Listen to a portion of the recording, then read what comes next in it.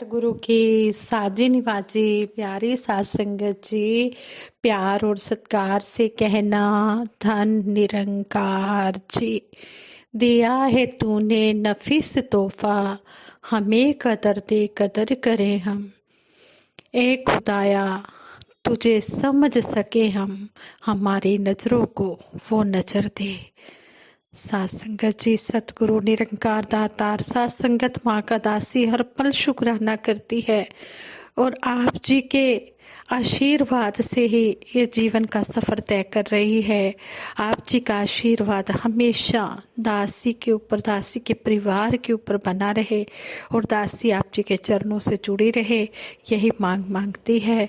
और दासी ये जो विचार रखने जा रही है, इस स्टोरी के द्वारा हमें यही सीखने को मिला है कि सच्चाई की हमेशा जीत होती है। जो सच के रास्ते पर चलते हैं उन्हें कभी हार का मुंह नहीं देखना पड़ता है। ऐसे ही स्टोरी द्वारा भी समझाया गया है। आप जी ये प्रवान करें, अगर कोई गलती हो जाए तो क्षमा करें। सात संगत जी कहते हैं, छत्रपति शिवाजी के पुरंदर का किला जीत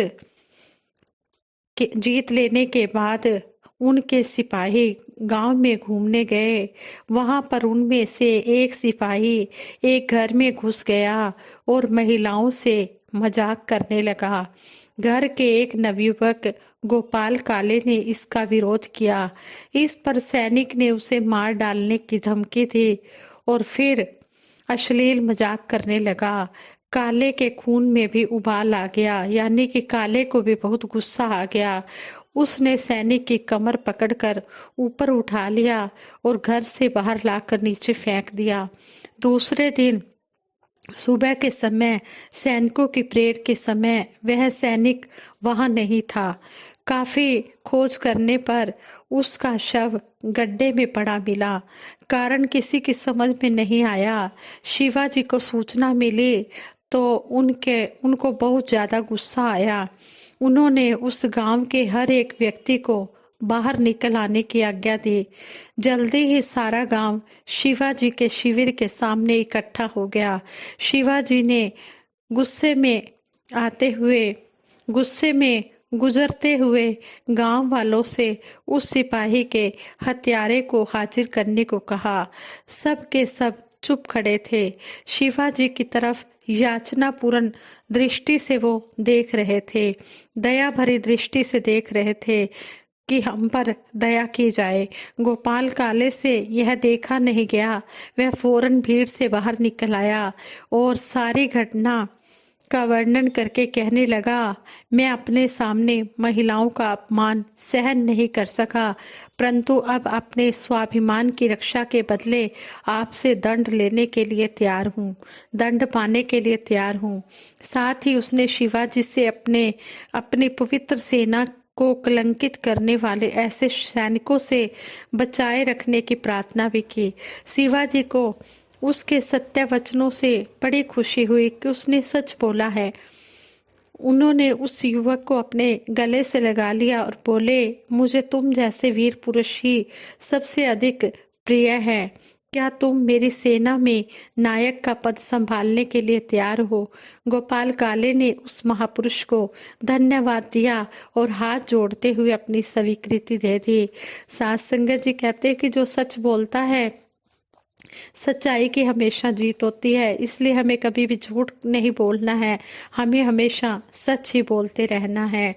जीवन यात्रा में सभी हालात हमारे अनुकूल बने रहें, सभी काम हमारी विचारधारा और मान्यता के अनुरूप संपन्न होते रहें तो हमारी मन की अवस्था सहज बनी रहती है।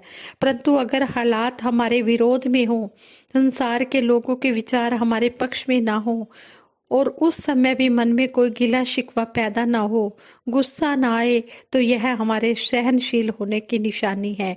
विशालता, उदारता, प्रीत, नम्रता, सत्कार, क्षमा और समर्पण ही इस बहुमूल्य गुण सहनशीलता का सृजन और संभाल करते हैं।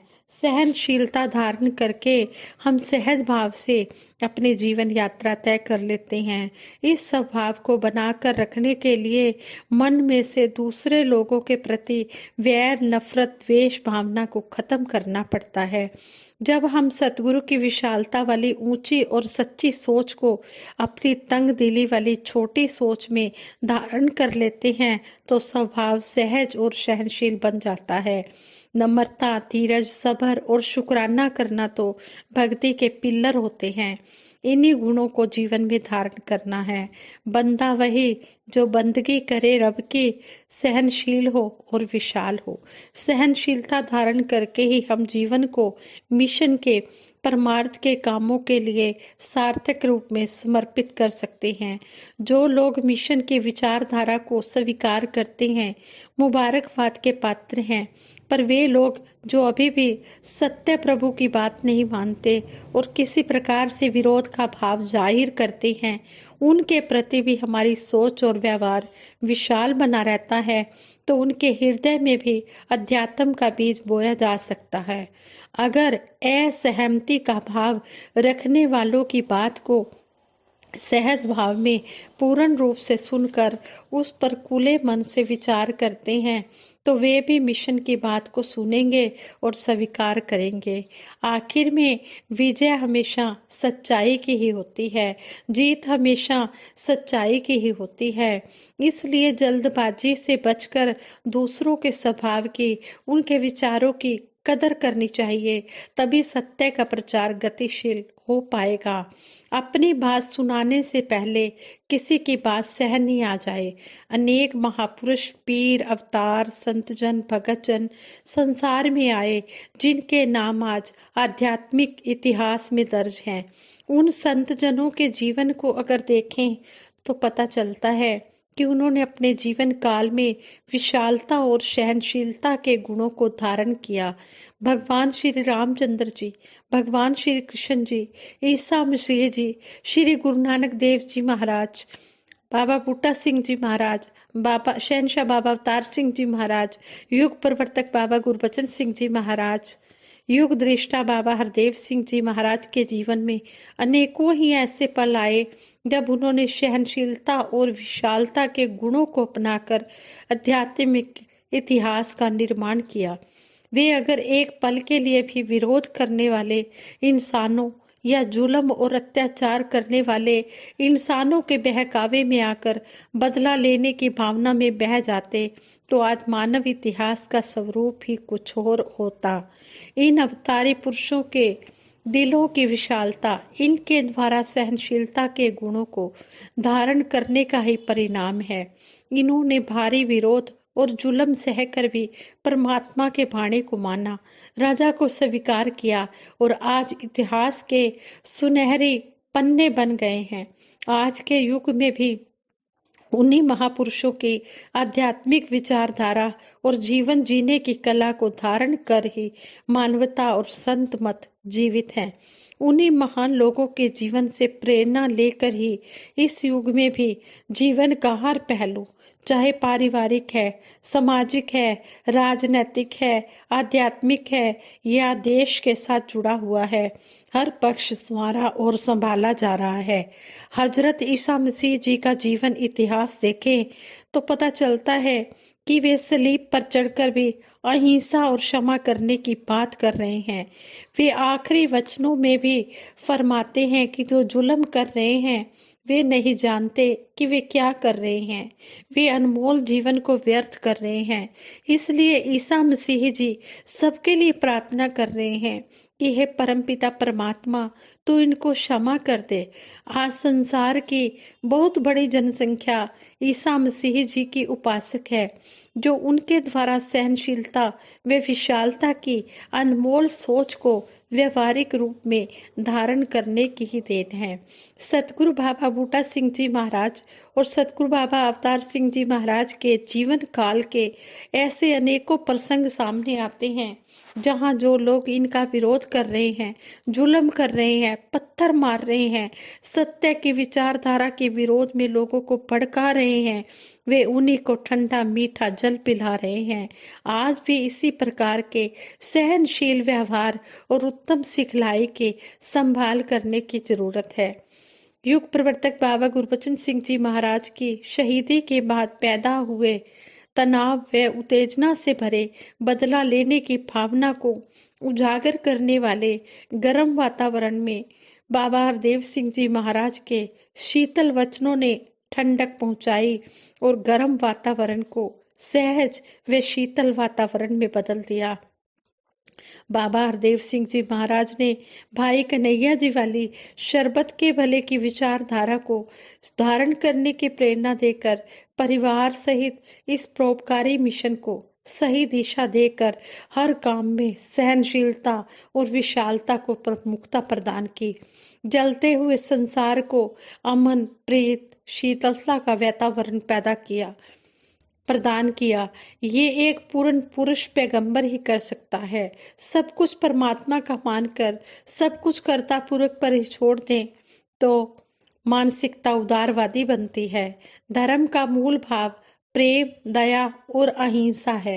अहिंसा की परिभाषा सिर्फ जीवों की हत्या ही नहीं है, मानव की परम आत्ममयी, परोपकारी, सबके भले की कामना करने वाले, सच्चाई की विचारधारा के विरोध करके किसी संत के हृदय को ठेस पहुंचाना, ये सब भी हिंसा ही है।